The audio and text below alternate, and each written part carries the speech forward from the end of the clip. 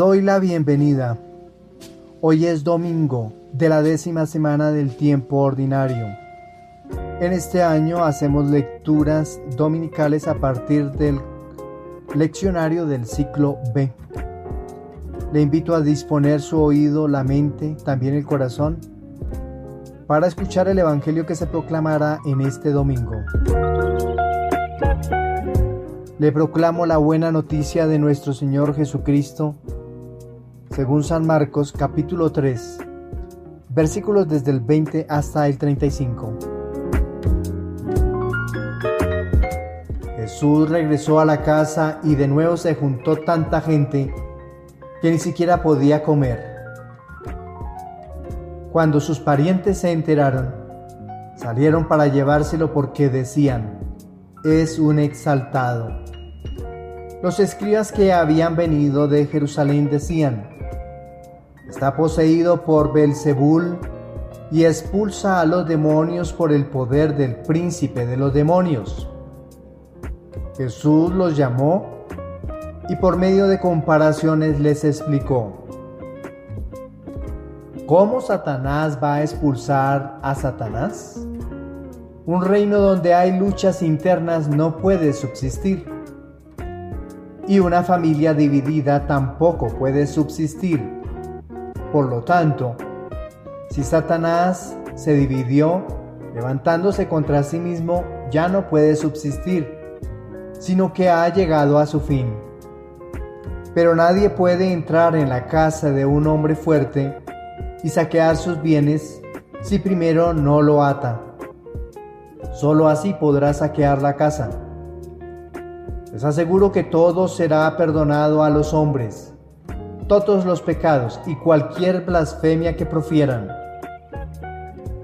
Pero el que blasfeme contra el Espíritu Santo no tendrá perdón jamás.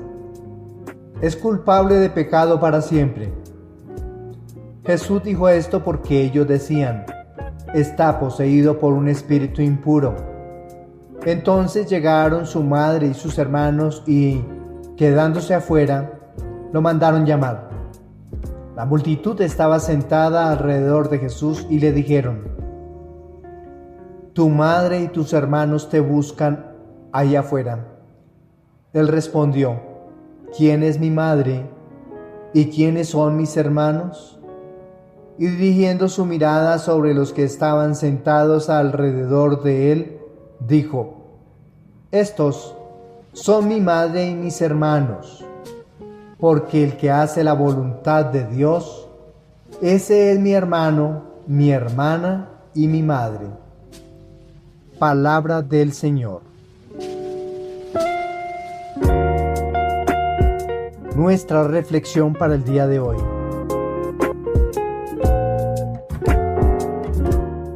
Nuestra reflexión de la primera lectura. La propuesta para el día de hoy es del libro del Génesis, en su capítulo 3, versículos desde el 9 hasta el 15. El libro del Génesis es el primer libro de la Biblia y hace parte del Pentateuco que se atribuye tradicionalmente a Moisés, al menos en su contenido, no en su escrito, porque en la época de Moisés no existía la escritura. El libro de Génesis que hemos leído hoy se sitúa en el relato del pecado original, donde Adán y Eva desobedecen a Dios comiendo del árbol del conocimiento del bien y del mal. Este pasaje describe las consecuencias inmediatas de esa desobediencia, incluyendo el juicio de Dios sobre Adán y Eva y la serpiente.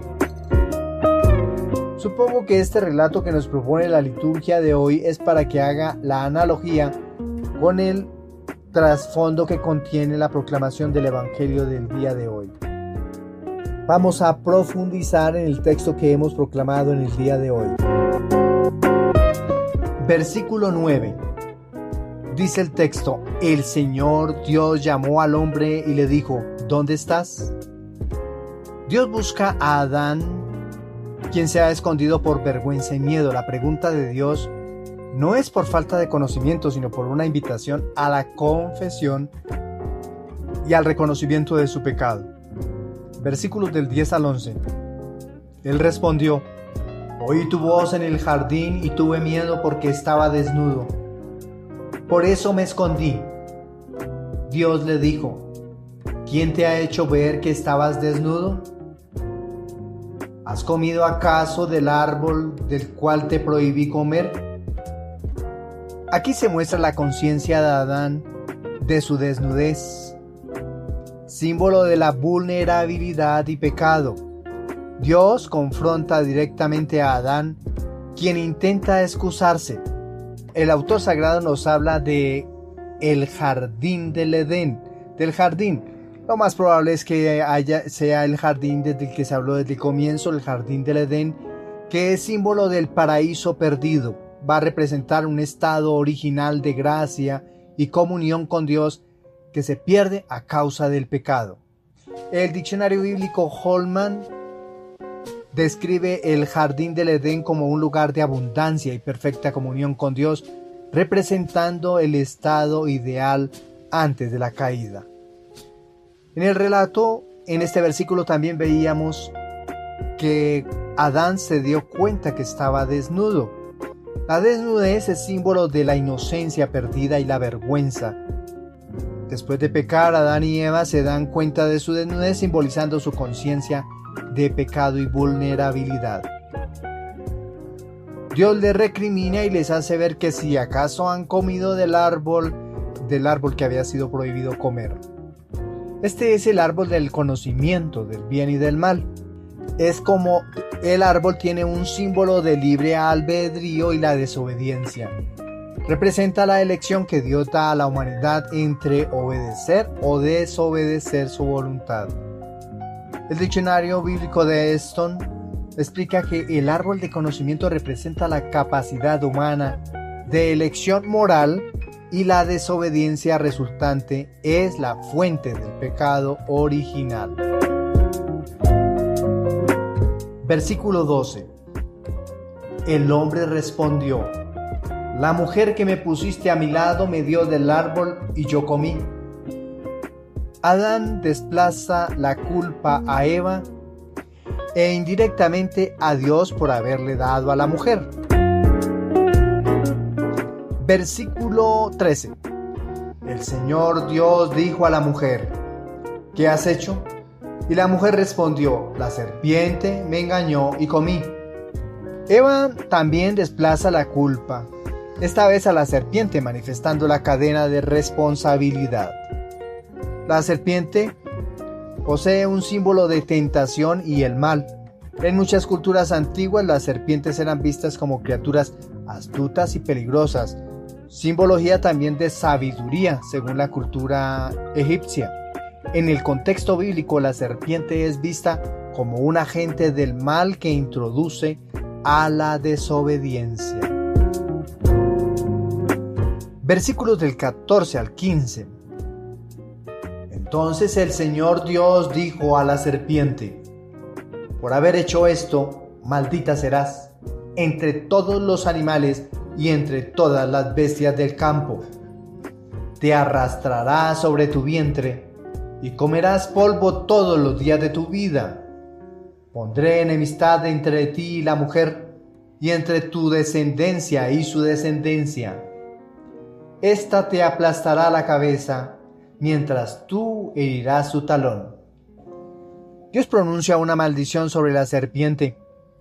El versículo 15 es conocido como el protoevangelio, el primer anuncio del evangelio que promete la redención futura a través de la descendencia de la mujer, interpretada en la tradición cristiana como una referencia a Cristo y María. Esa maldición de la serpiente es como un símbolo de la condena del mal. La sentencia de Dios a la serpiente simboliza la condena y la derrota del mal en última instancia. La serpiente es como el símbolo de astucia y maldad, asociándola con Satanás, que está consignado en el libro del Apocalipsis, capítulo 12, versículo 9 y capítulo 20, versículo 2. En la tradición cristiana, la serpiente es identificada con Satanás, el adversario de Dios y la humanidad. La clave aquí en la simbología de todos los animales y todo aquello que no comprendemos es importante mirar los verbos. En este caso, Satanás está asociado con la palabra adversario, con este sujeto, adversario. Eso va a traducir Satanás, es el adversario. Y como habíamos dicho que el versículo 15 es considerado como el protoevangelio, la palabra protoevangelio es considerado como la primera profecía de la venida de Cristo y la redención. El primer anuncio. La descendencia de la mujer que aplastará la cabeza de la serpiente es interpretada como una referencia a Jesucristo. Y no solo a Jesucristo, toda la descendencia que obrará el bien en las Sagradas Escrituras en el Antiguo Testamento. La descendencia de la mujer es todo aquel que se inclina hacia el bien, mientras que habrán otros que se inclinarán al mal, que son la descendencia de la serpiente o del mal. Se menciona que la enemistad entre la serpiente y la mujer simboliza la lucha continua entre el bien y el mal a lo largo de la historia. Leyendo este texto vamos a encontrar 3 temas importantes. 1. Responsabilidad y consecuencia. 2. Redención y esperanza. 3. Relaciones y ruptura. Hablemos de la primera. Responsabilidad y consecuencia. El pasaje destaca la importancia de reconocer y asumir la responsabilidad por nuestras acciones. La tendencia humana a desplazar la culpa tiene profundas raíces en este relato bíblico. Segundo tema, redención y esperanza. A pesar del pecado y sus consecuencias, el protoevangelio, es decir, el versículo 15 del libro del Génesis en su capítulo 3, introduce una promesa de redención y esperanza. Este versículo es crucial para la comprensión cristiana de la salvación y la victoria final sobre el mal. El tercer tema, relaciones y ruptura. El pecado original no solo fractura la relación entre los humanos y Dios, sino también entre los humanos mismos y entre humanos y la creación. La restauración de estas relaciones es un tema central en la narrativa bíblica de redención.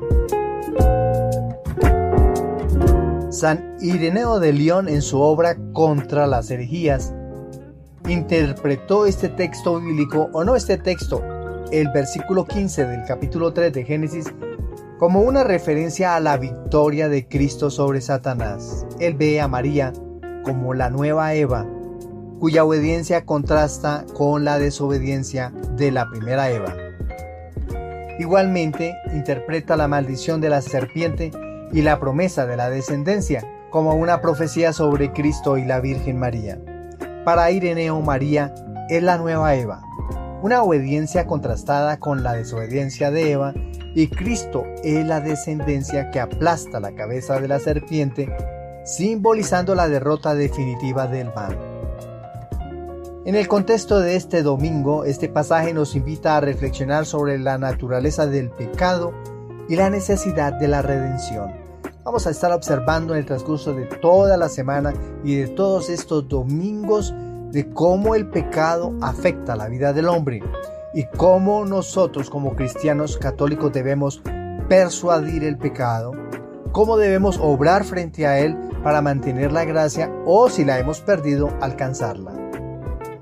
Este texto que hemos leído hoy nos recuerda que aunque el pecado rompe nuestra relación con Dios y con los demás, Dios ya ha planeado un camino de reconciliación y restauración. En la vida moderna somos llamados a reconocer nuestras faltas, asumir responsabilidad y confiar en la promesa de redención a través de los sacramentos que nos ha propuesto Jesucristo. Podemos en este momento reflexionar 3 cosas importantes: el libre albedrío y la responsabilidad. 2. La esperanza de la redención. 3. La lucha entre el bien y el mal. Hablemos de la primera, el libre albedrío y la responsabilidad. El texto bíblico que hemos leído del libro del Génesis nos invita a reflexionar sobre la importancia de nuestras decisiones y la responsabilidad personal. Adán y Eva tuvieron la libertad de elegir y sus decisiones tuvieron consecuencias duraderas. Segundo tema, la esperanza de la redención. A pesar de la caída, Dios ya tiene un plan para la redención. Esta promesa de salvación a través de la descendencia de la mujer es un tema central en la teología cristiana. Para comprender mejor esto que acabo de decir, qué bueno es que vayamos al libro griego del Antiguo Testamento, el Eclesiástico, capítulo 3, versículos del 1 en adelante. Punto 3. La lucha entre el bien y el mal. La enemistad entre la serpiente y la mujer simboliza la lucha constante entre el bien y el mal. Nos recuerda que aunque el mal está presente en el mundo, hay una promesa de victoria final a través de Cristo. ¿Qué podemos concluir de la primera lectura que hemos proclamado en el día de hoy? Este texto no solo relata la caída de la humanidad, sino que también ofrece la primera promesa de salvación. Este pasaje nos invita a vivir con esperanza y a participar activamente en la obra redentora de Dios, buscando restaurar nuestras relaciones con Él, con los demás y con la creación. Este es un pasaje fundamental que introduce el pecado original y la promesa de redención. A través de su rica simbología y sus implicaciones teológicas, este texto nos invita a reconocer nuestras fallas, asumir responsabilidad por nuestras acciones y confiar en la promesa de salvación.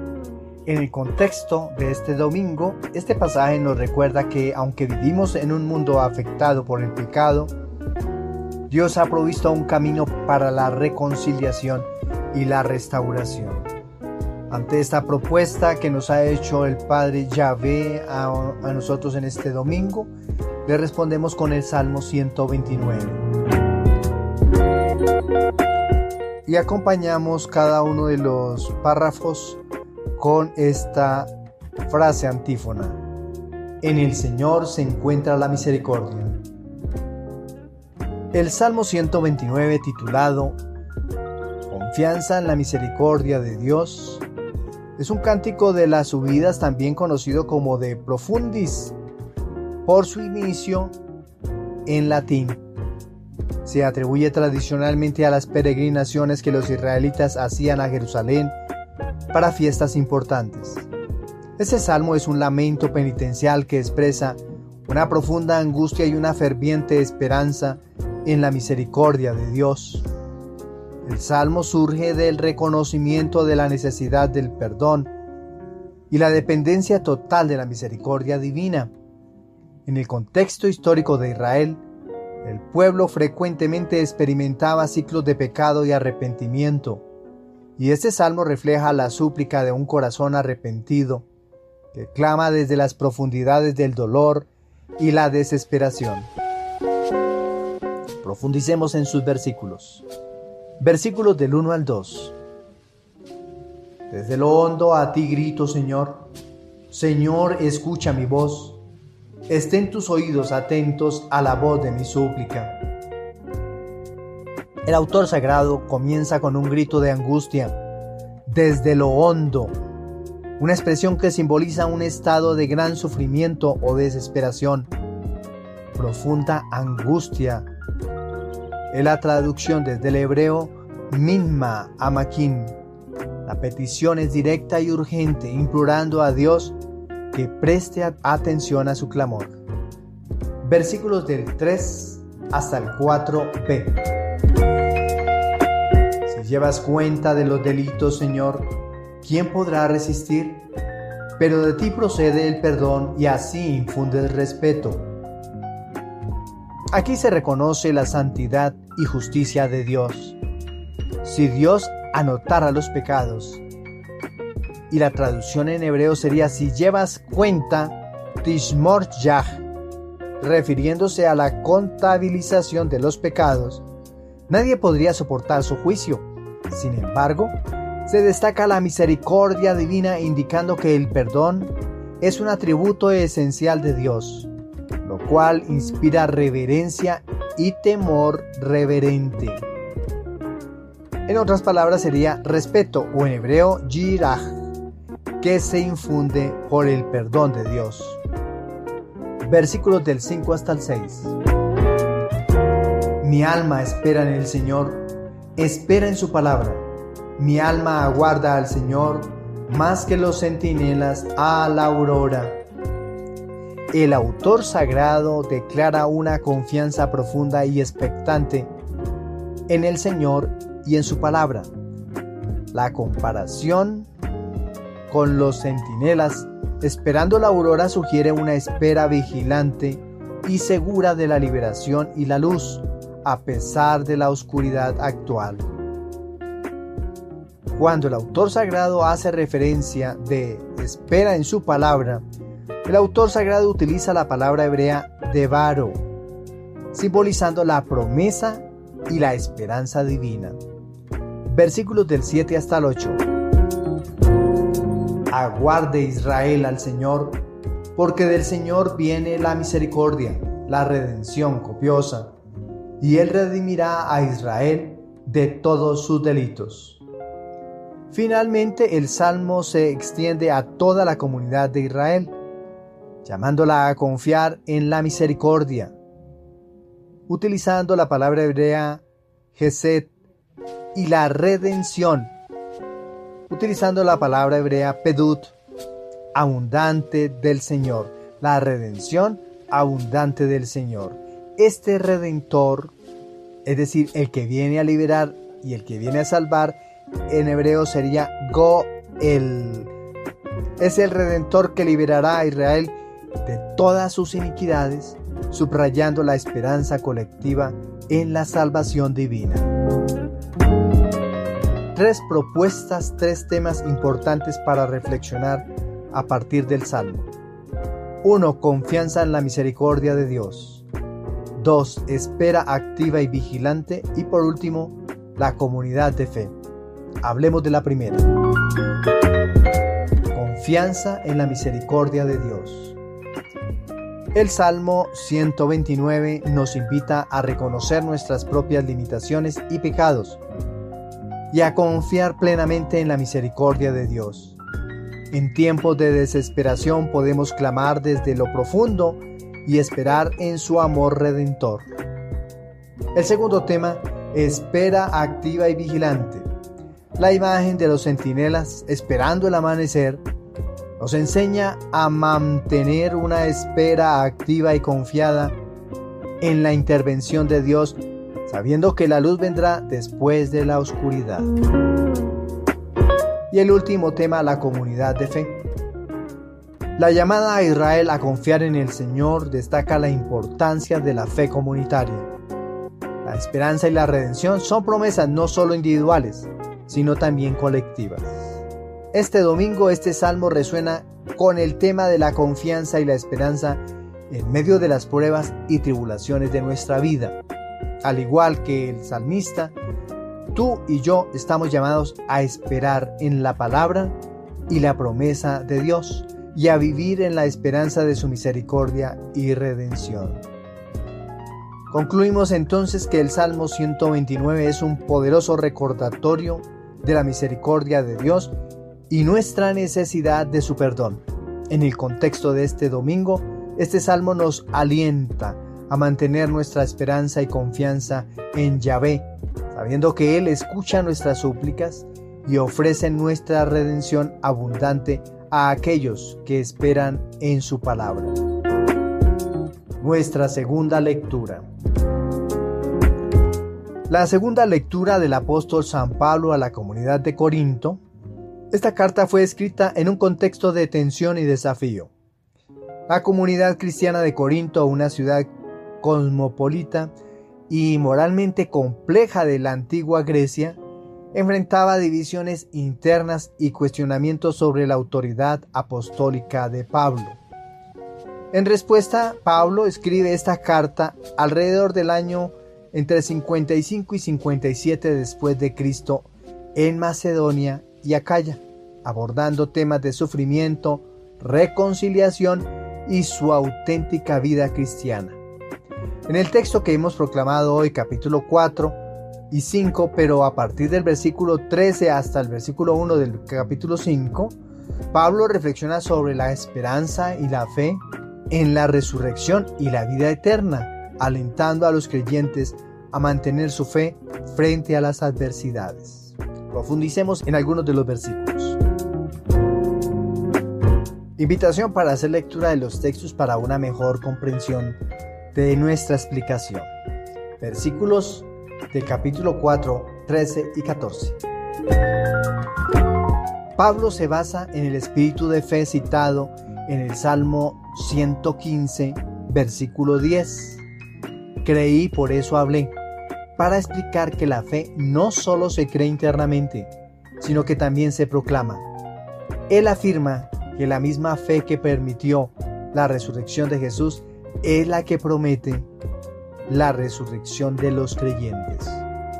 Aquí el autor sagrado, San Pablo, utiliza en la palabra creer o creí, por eso hablé.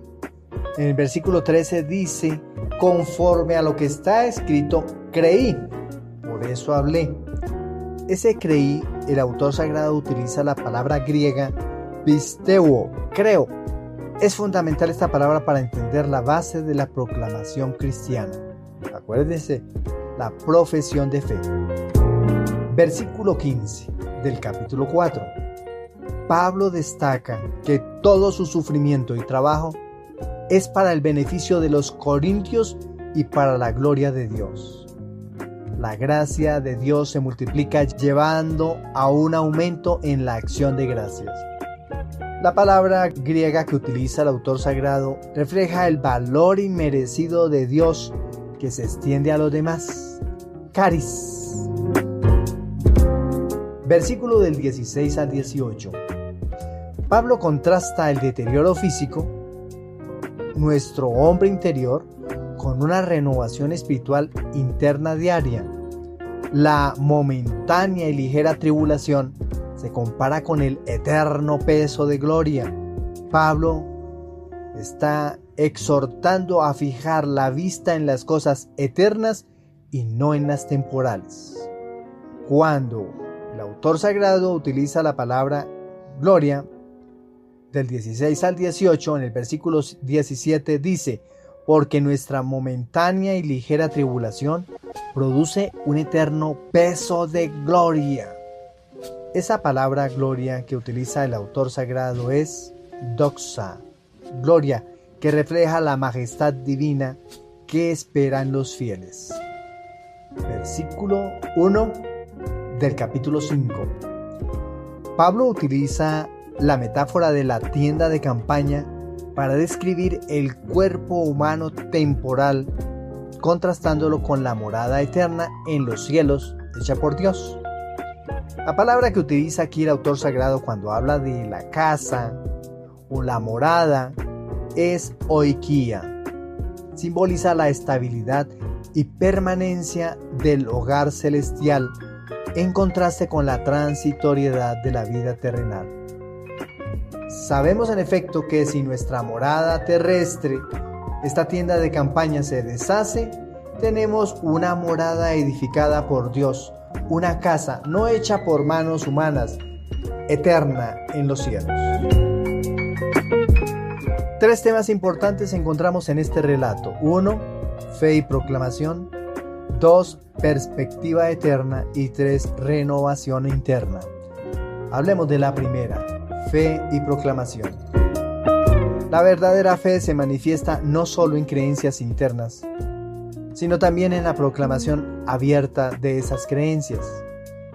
Los creyentes están llamados a compartir su fe con los demás, siguiendo el ejemplo de Pablo.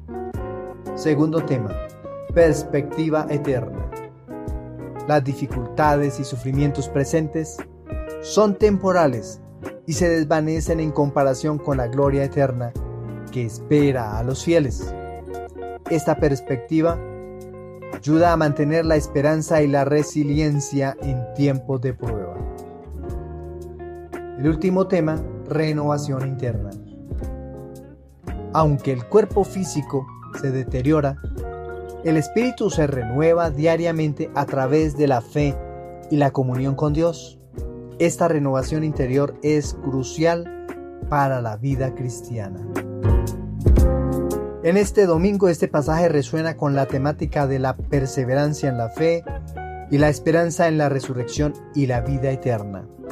La Iglesia, a lo largo de la liturgia ordinaria, nos recuerda la importancia de mantener la esperanza y la confianza de la promesa de Dios, incluso en medio de las tribulaciones de todos los días. San Agustín comenta sobre este pasaje enfatizando la importancia de vivir con una perspectiva eterna. Para Agustín, la vida terrenal es un peregrinaje hacia la ciudad celestial y las tribulaciones presentes son meros pasos en el camino hacia la gloria eterna. ¿Qué podemos concluir de nuestra segunda lectura? Esta carta ofrece un poderoso mensaje de esperanza y perseverancia. Nos recuerda que aunque enfrentemos sufrimientos y desafíos, estos son momentáneos y ligeros en comparación con la gloria eterna que nos espera. Esta esperanza debe motivarnos a vivir una vida de fe activa, proclamando el Evangelio y fijando nuestra mirada en las promesas eternas de Dios. La propuesta del Evangelio. Había una vez un pequeño faro situado en la costa de un país lejano. Este faro, aunque pequeño y aparentemente insignificante, tenía una luz brillante que guiaba a los barcos durante las tormentas más oscuras. Un día algunos habitantes del pueblo cercano comenzaron a murmurar que el faro estaba causando más problemas que soluciones. Decían que la luz era demasiado fuerte y perturbaba su sueño. Llegaron a la conclusión de que el faro debía apagarse. El guardián del faro, un anciano sabio, intentó explicarles la importancia de mantener la luz encendida. Les dijo: la luz del faro es vital para la seguridad de los navegantes. Sin ella, muchos barcos podrían naufragar en las rocas. Pero los habitantes no escucharon y apagaron la luz del faro. Esa misma noche, una gran tormenta azotó la costa. Sin la luz del faro, un barco perdió su rumbo y chocó contra las rocas, resultando en una tragedia. Los habitantes, al ver las consecuencias de sus acciones, comprendieron la importancia del faro y prometieron nunca más apagar la luz. La propuesta de evangelio para este día es el evangelista San Marcos en su capítulo 3. El contenido de este evangelio fue escrito en un contexto de persecución y dificultades para los primeros cristianos. Marcos, a través de sus relatos, buscaba fortalecer la fe de la comunidad y demostrar que Jesús era el Hijo de Dios, incluso en medio de la oposición y el rechazo. Un texto que fue escrito posiblemente en Roma hacia el año 70 después de nuestra era. El texto que hemos proclamado hoy, en él vemos a Jesús enfrentándose a la incomprensión tanto de su familia como de los escribas. Su familia piensa que está fuera de sí y los escribas acusan a Jesús de estar poseído por Beelzebul, el príncipe de los demonios. Jesús responde a estas acusaciones con una parábola sobre un reino dividido, explicando que si Satanás se levanta contra sí mismo, no puede sostenerse. Además, Jesús redefine quiénes son su verdadera familia, aquellos que hacen la voluntad de Dios. En la narración reflexiva del Evangelio podemos centrarnos en la palabra griega oikos, que significa casa o familia. Jesús redefine quiénes forman su oikos, extendiendo este concepto más allá de la familia biológica para incluir a todos aquellos que siguen la voluntad de Dios. Profundicemos dos temas importantes en el relato de hoy: familia y reino dividido. Familia, en el contexto judío del primer siglo, la familia tenía una importancia central. Sin embargo, Jesús amplía el concepto de familia para incluir a todos los que hacen la voluntad de Dios. No olvidemos oikos, subrayando la primacía de la obediencia a Dios sobre los lazos sanguíneos. Hablando de reino dividido, Jesús usa la lógica para refutar las acusaciones de los escribas.